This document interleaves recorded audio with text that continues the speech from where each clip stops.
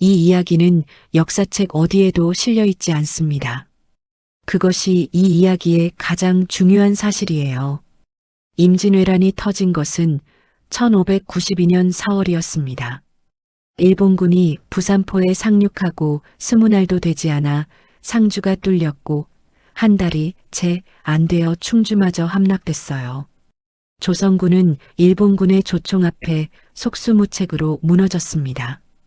병사들은 총통을 끌고 후퇴했고 화약을 실은 수레는 미처 수습하지 못한 채 길가에 버려졌어요. 그 혼란 속에서 백성들은 산으로, 들로 흩어졌습니다. 경상도 어느 산골 고을에 이복동이라는 사내가 살았어요. 나이는 44이었습니다. 20살부터 관청 군기고 소속 화약장으로 일했어요. 초석을 녹이고 황과 숯을 배합해 화약을 만드는 일이었습니다. 화약 냄새를 입에 달고 사는 일이었어요. 손가락 끝은 항상 검었고 눈썹 한쪽이 없었습니다.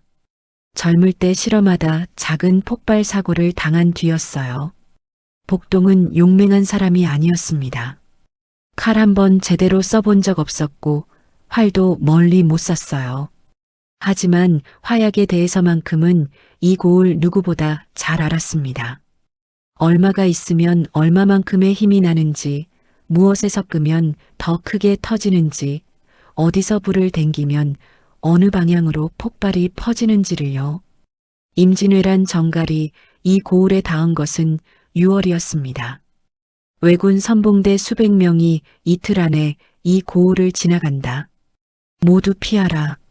마을 사람들이 허겁지겁 짐을 쌌어요.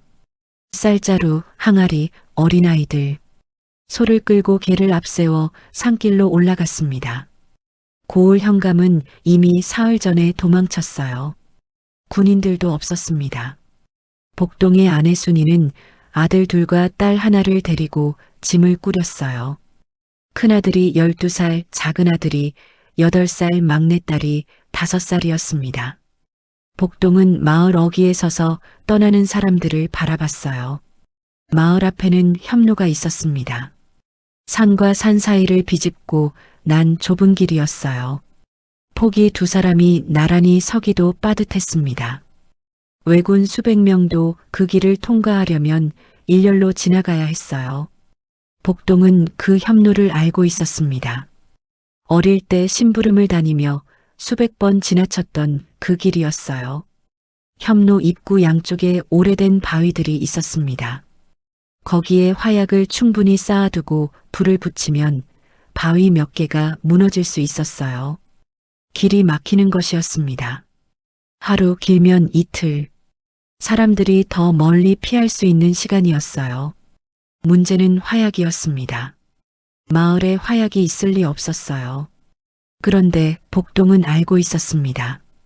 지난 봄 군 관리가 화약 수거를 나왔다가 고을 폐창고에 남겨두고 간 자루 몇 개가 있다는 거리요.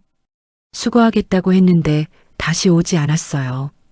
임진왜란이 터진 뒤에는 오가는 사람이 없었습니다. 복동은 폐창고로 갔어요. 문이 잠겨 있었습니다. 돌로 자물쇠를 쳐서 열었어요. 안에 화약 자루가 넷 있었습니다. 하나를 열어보니 반 정도 남아 있었어요. 오래된 것이었지만 쓸 수는 있었습니다. 복동은 자루를 하나씩 들어 올렸어요. 충분했습니다. 협로 입구 바위를 무너뜨리기에는요. 한 가지가 문제였어요. 협로 입구에 직접 가야 했습니다. 불을 붙이는 사람이 필요했어요. 그리고 불을 붙이는 사람은 거기서 나올 수 없었습니다. 복동은 오래 서 있었어요. 아내가 아이들 손을 잡고 마을 어귀에서 기다리고 있었습니다. 왜 안 와요? 순이가 물었어요. 복동은 아내에게 다가갔습니다. 순이의 얼굴을 봤어요. 20에 혼인해서 24해를 같이 산 사람이었습니다. 먼저 가시오. 복동이 말했어요. 같이 가요. 순이가 말했습니다. 아이들 먼저 데리고 가시오. 나는 금방 뒤따라 갈게요. 순이는 한참 남편의 눈을 봤어요. 복동은 눈을 피하지 않았습니다. 하지만 순이는 알았어요. 이 사람이 뒤따라오지 않을 거라는 걸요. 당신이 뭘 하려는지 알아요. 순이가 말했습니다. 복동은 대답하지 않았어요. 화약 있는 거 알아요. 협노에 화약 쌓으려는 거잖아요. 복동은 그래도 대답하지 않았습니다. 그럼 나도 안 가요. 순이가 말했어요. 목소리가 떨렸습니다. 아이들이 있어. 복동이 말했어요. 아이들이 엄마 없이 어딜 가요? 순이는 입술을 꽉 물었습니다. 막내딸이 순이 치마폭을 잡고 올려다 봤어요. 엄마, 아버지는 왜 안 와요? 순이는 막내딸의 머리를 한번 쓸었어요. 그리고 복동을 바라봤습니다. 약속해요. 순이가 말했어요. 뭐요? 살아서 와요. 기다릴 거예요. 복동은 고개를 끄덕였어요. 거짓말이었습니다. 두 사람 다 알고 있었어요. 순이가 아이들 손을 잡고 산길로 올라갔습니다. 복동은 그 뒷모습을 보았어요. 막내딸이 한번 뒤를 돌아봤습니다. 복동은 손을 흔들었어요. 아이들이 산모퉁이를 돌아 사라졌습니다. 복동은 돌아섰어요. 폐창고로 가서 화약자루 넷을 수레에 실었습니다. 협로 입구까지는 1시간 거리였어요. 혼자 수레를 끌었습니다. 한여름 오후였어요. 땀이 눈을 찔렀습니다. 수레바퀴가 돌길에 걸릴 때마다 온 힘을 다해 밀었어요. 협로 입구에 도착했을 때 해가 서쪽으로 기울고 있었습니다. 복동은 오래된 바위들을 살폈어요. 20해를 화약장으로 일한 눈이었습니다. 여기에 얼마를 놓고 저쪽 틈새에 얼마를 끼워 넣으면 되겠다는 것이 보였어요. 2시간이 걸렸습니다. 바위 틈새마다 화약을 다져넣고 자루째 쌓을 곳엔 쌓았어요. 도화선은 헝겊을 길게 찢어 만들었습니다. 화약에 적셔서 최대한 길게 연결했어요. 불을 붙이고 뛰어나올 만한 길이가 되지는 않았습니다.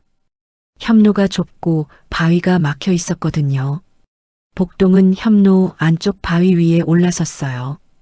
해가 산 너머로 넘어가고 있었습니다. 아직 왜군 선봉대가 보이지 않았어요. 조용했습니다. 복동은 품에서 부싯돌을 꺼냈어요.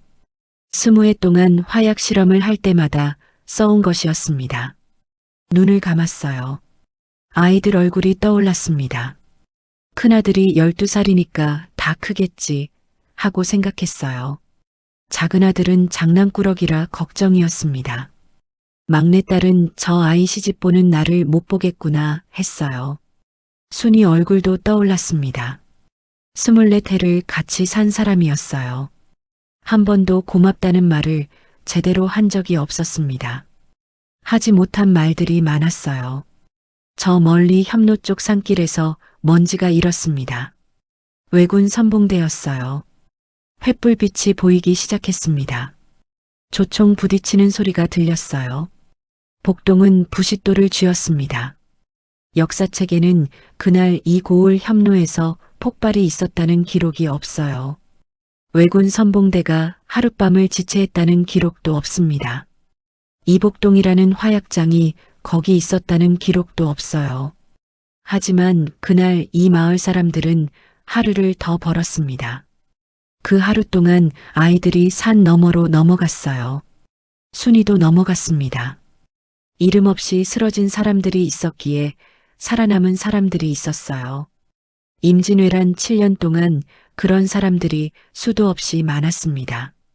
우리는 그 이름을 알지 못해요. 하지만 그들이 있었습니다. 역사책에 실린 영웅은 기억됩니다. 역사책에 없는 영웅은 우리가 기억해야 합니다. 이복동 같은 사람이 있었기에 우리가 지금 여기 있는 것입니다.